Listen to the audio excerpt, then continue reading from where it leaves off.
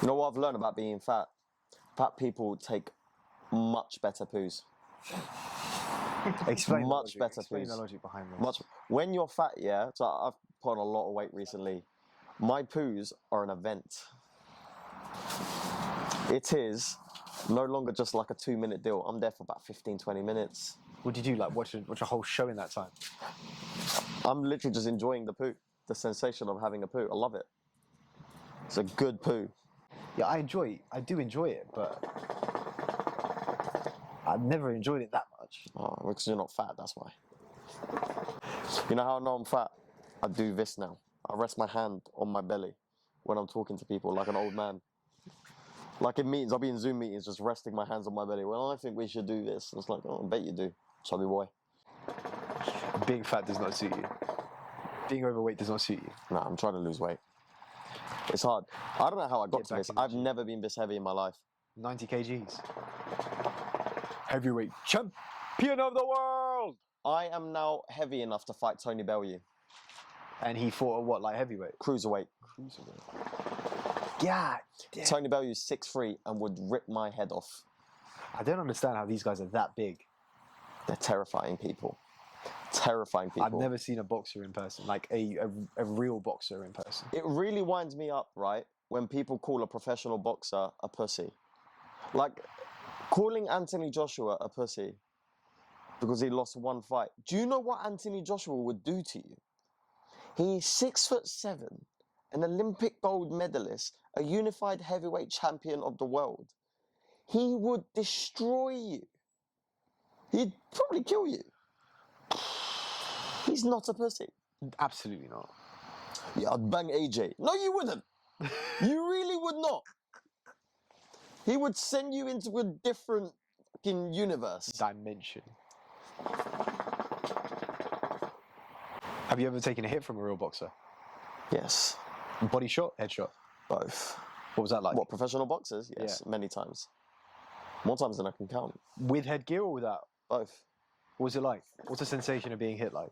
Getting punched in the face by a professional boxer is a humbling and unique experience. You'll get punched in the face and you feel it in your toes.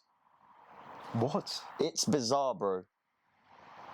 It's bizarre. What do they do? You send the blood so far down the rest of your body, it starts like charging up in your feet. Bro, I've sparred people who box on Matchroom Eddie Hearn shows, yeah?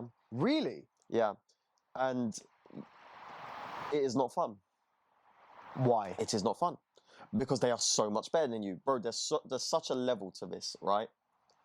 Like I've literally been hit in the head with a 1-2 and it felt like it was a 4-punch combination, but it was just 2 because it came that fast. Yeah, I don't want to box. One of the reasons I stopped sparring so much is because I felt like I started slurring my speech. Genuinely, it got that bad. Were you actually though? I did feel a bit funny. I'd have headaches, which is basically concussions. And because I would have heavy spars. Heavy spars. Because you enjoyed sparring? Or that's what the coach wanted you to do? I enjoyed it. And now you just work the bags? Yeah, basically. I have so much respect for professional boxers, man. It's so hard. What's harder, MMA or professional boxing? I don't know the answer to that question. They're two completely different sports. It's like when a UFC fighter fights a boxer, it's like the world #1 in badminton trying to play Andy Murray in tennis. He's really good at badminton, but he's not going to be Andy Murray at tennis, and vice versa. But MMA is a striking game as well, right? There's a combination. It's not just boxing. James Toney's a famous boxer, right? One of the best boxers the United States has ever produced. One of the best boxers the world's ever seen. He did MMA against Randy Couture.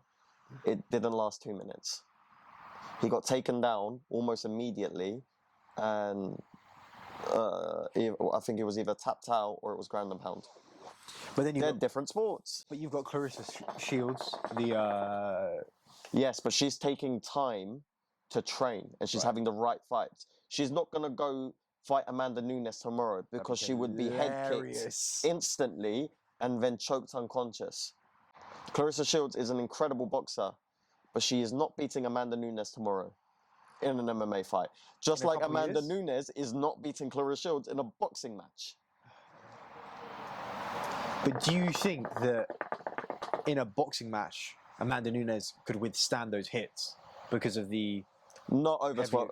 Maybe. No, they're the same weight. Clarissa Shields and Amanda Nunes. Clarissa was actually heavier than Amanda Nunes. Really? Believe it or not, yeah. That doesn't look it. Clarissa Shields is naturally heavier than Amanda Nunes. Didn't see that coming. Amanda Nunes started her career at 135 pounds. I don't think Clarissa Shields ever boxed at I 135 only know pounds. Clarissa Shields because she came to MMA.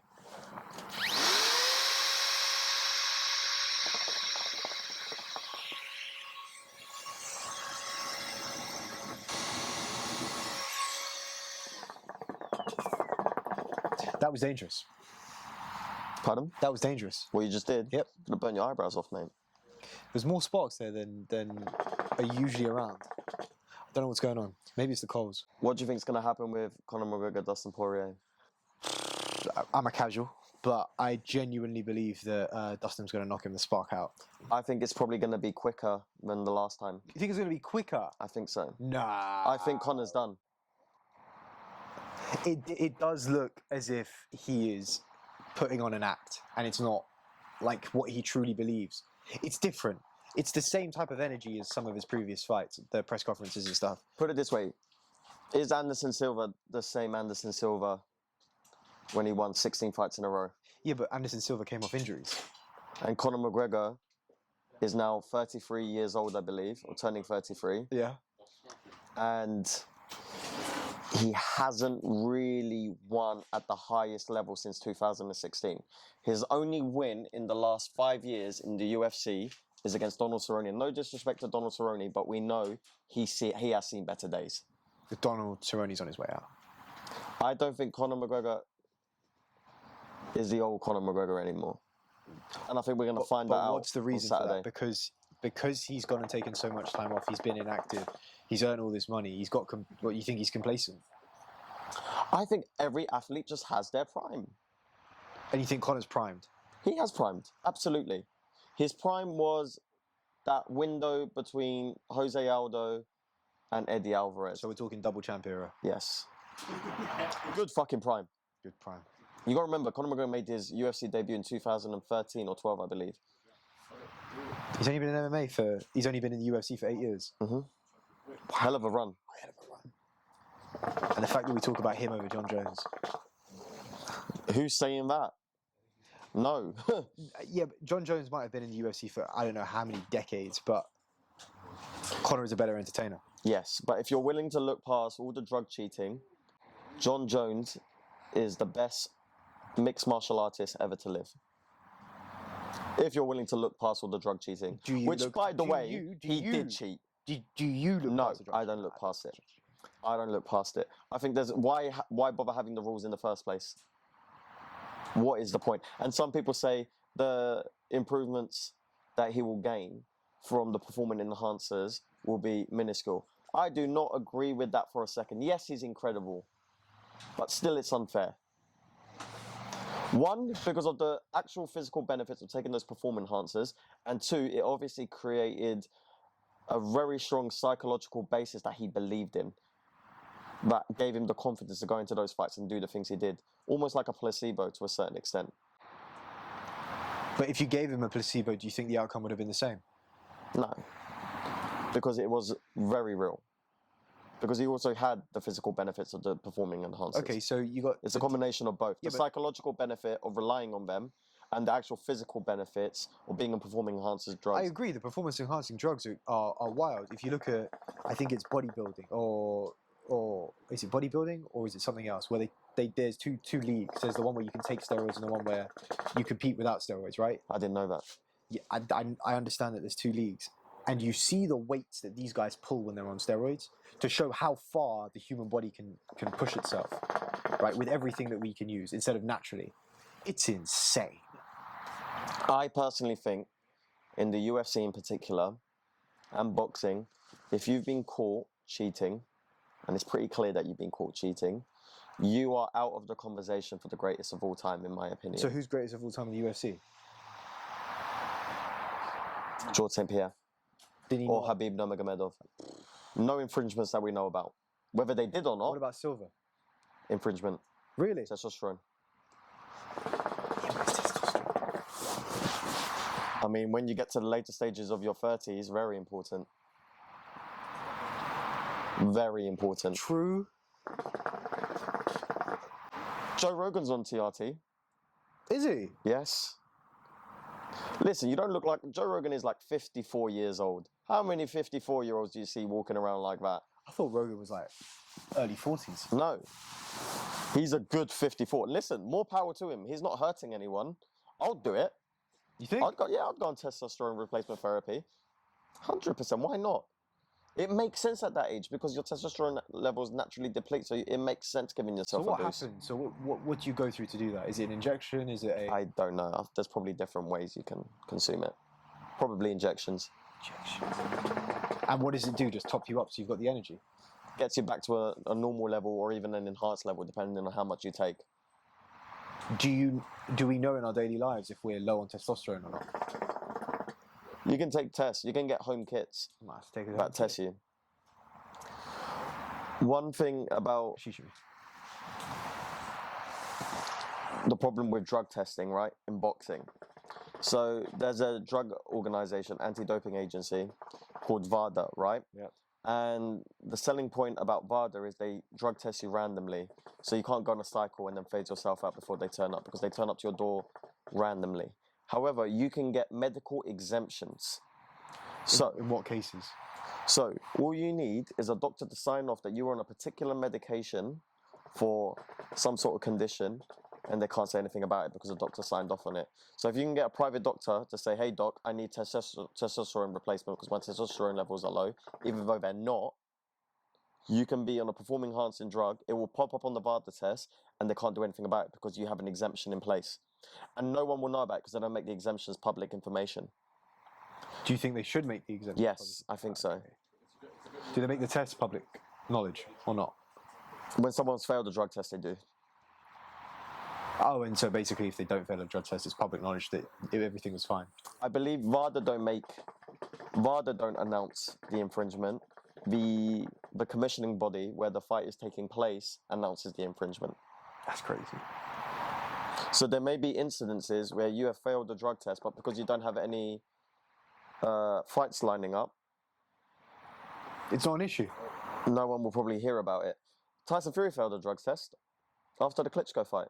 Yeah, but people heard about it. Yeah, they did hear about it. You have to get the But it kind of got right? swept under. No one really made too much of a fuss about it because people look at his body and think he's probably not on performing enhancers. But just because he's not looking like Arnold Schwarzenegger doesn't mean he's not on performing enhancers. So what? Arnold took steroids. Of course he did. Arnold took steroids. Everyone, you're supposed to take. If you're a bodybuilder and you are not taking performing enhancers, what are you doing? You're not gonna win. What's his name? Gary Coleman? Oh, what the big Yeah, the black guy Yeah. who's ridiculous. rick. You don't get there naturally, bro. You don't get there from eating lean meats and going to the gym 3 times a week. You don't. What's your take on the gym? Do you enjoy it? I hate gym. Really? I hate everything about lifting weights. I love it. There's something so animalistic inside of me that loves it. I hate everything. I hate the people. I hate gym lads. They spend more time on their outfits than they do on their workouts. The Gymshark outfits. Oh my God. I hope you don't do this. People who wear hats to the gym, get in the bin. There's no need. I'm bald. What are you doing? I don't you don't see Why? any of the sweat. It's all good. Why? Why do you need to wear a hat to the gym? It looks good. Ali's getting stressed over there. You know it's true. Why do you need to wear a hat to the gym? You're only doing it to look good. Why do I need? Okay, I look good. No! You meeting a future wifey there?